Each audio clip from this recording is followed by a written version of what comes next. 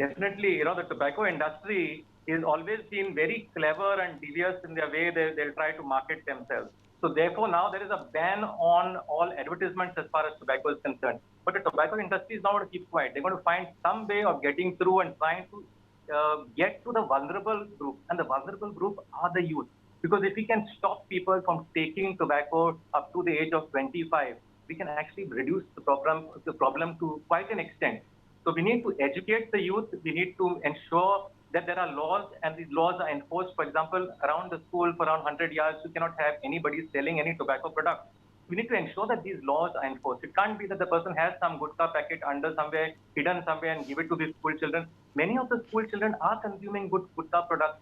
So this is something that we need to try to encourage. We need to educate our youth in schools, whether it's 8th standard, 9th standard, 10th standard, college students, to avoid tobacco and help them understand why to avoid tobacco. Very often in the youth, we say, don't do this, don't do this. It's like the apple in the Garden of Eden, where somebody was told not to take that apple, and people felt that they need to consume that. So they need to understand why not to take, and they should be fully बरोबर. educated. This is the whole.